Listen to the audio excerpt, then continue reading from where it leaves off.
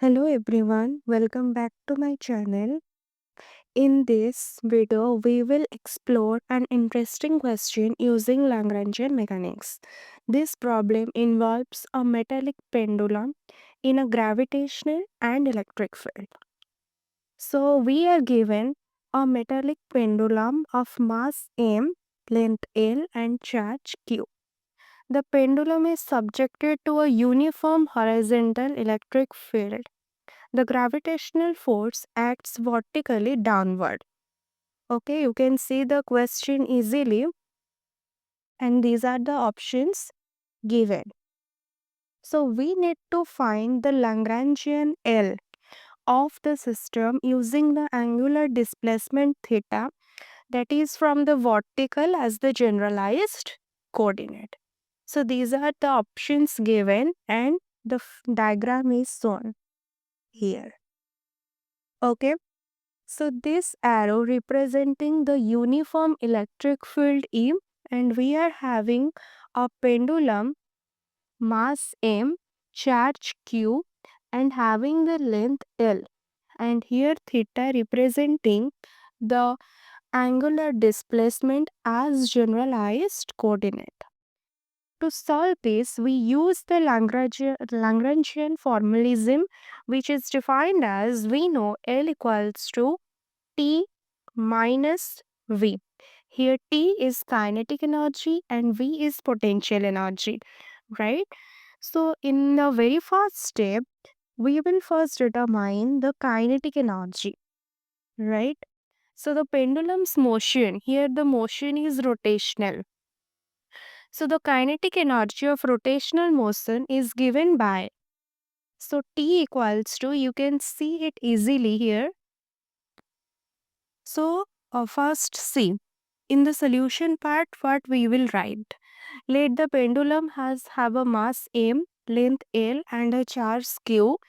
Assume the pendulum bob moves in a uniform electric field E, oriented along the horizontal direction, say along x-axis. The generalized coordinate is the angular displacement theta of the pendulum from the vertical.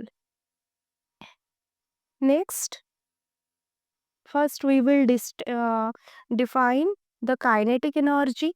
To derive the kinetic energy of rotational motion is given by T equals to half I theta dot square. Okay, half I, T equals to half I theta dot square. Here I is the moment of inertia and theta dot is the angular velocity, right? And for a pendulum, we know I is equals to how much? ml square. ml square. M is the mass and L is the length. Or you can say the pendulum moves in an arc of radius L. So the final expression, the T equals to how much? Half ml square theta dot square. Okay. In the second step, now we will determine the potential energy and the notation is V. Okay. So the total potential energy of the system is the sum of your gravitational potential energy and electric potential energy. To find the gravitational potential energy, first we discuss the geometry of the pendulum. You can see it here easily. This is the diagram. So the pendulum is a mass m attached to a string of length L, swinging at an angle theta from the vertical. So the vertical direction is along the line of gravity. Along the line of gravity, the horizontal direction is perpendicular to the vertical. Perpendicular to the vertical. So the position of the mass can be described using the angle theta and the displacement component in the vertical and horizontal direction. Depend on the trigonometric relation, we know the vertical height of the pendulum's mass. Vertical height equals to L cos theta. L is the distance, and we can from the angle theta It will be L cos theta. The horizontal displacement of the pendulum's mass from the equilibrium, that means the vertical line, the horizontal displacement is L sin theta. Okay, so here L cos theta is the vertical height, remember, and L sin theta is the horizontal displacement. Okay, so to find the gravitational potential energy, what we can do here? See, we can simply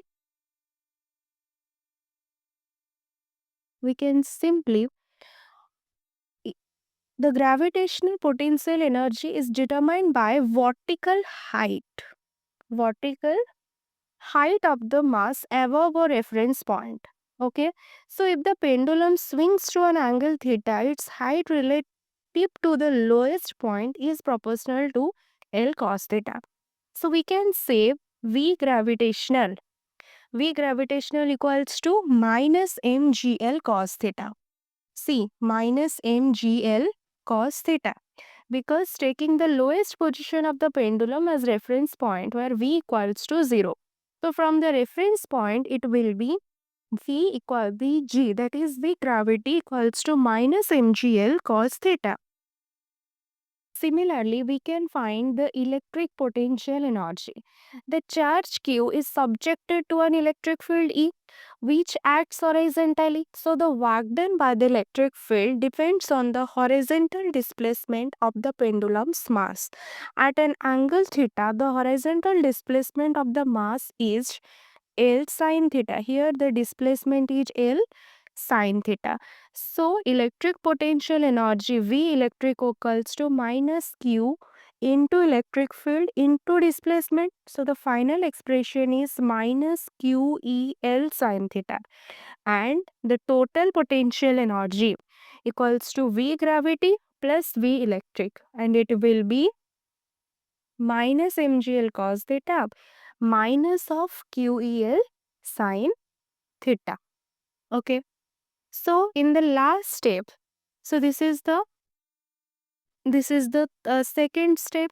In the last step, what we do, write the Lagrangian. How we write the Lagrangian? See, substitute T and V into the Lagrangian. So the Lagrangian, we know it is the difference between kinetic and potential energy. L equals to T minus V. By substituting T and V, what we get? See here. So the value of T we get half ml square theta dot square, and minus of V means minus of this whole thing. That is, it will be plus mgl cos theta plus QEL sin theta. And the final expression will be this. Okay, you can see it here easily. The expression of Lagrangian will be half ml square theta dot square plus mgl cos theta plus QEL sin theta. So here the option B is correct. So in this particular Lagrangian problem, the main thing, the Lagrangian method simplifies the process of solving mechanics problem by focusing on energy rather than forces. Next, what we learn, always calculate the kinetic energy and potential energy separately before combining them. Okay, and uh, effects of all the forces, including gravitational and electric, when we determining the potential energy. Okay, so this is the final answer. And see, after this, you can also find the equation of motion. So we know Euler-Lagrange equation. So the equation of motion can be derived by using Euler-Lagrange equation.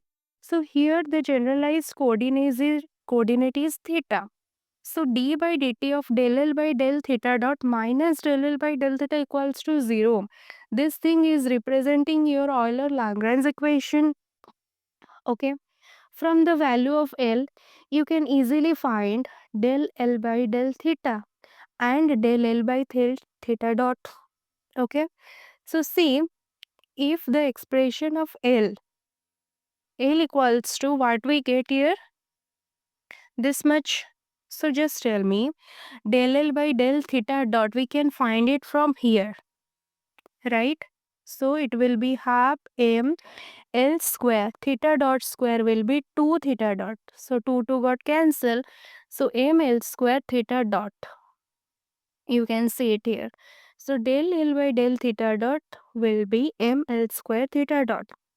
And now what is the value of d by dt of this ml square theta dot?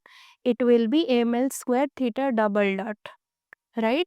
It will be ml square theta double dot. So now just put all these things ml square theta double dot in place of this.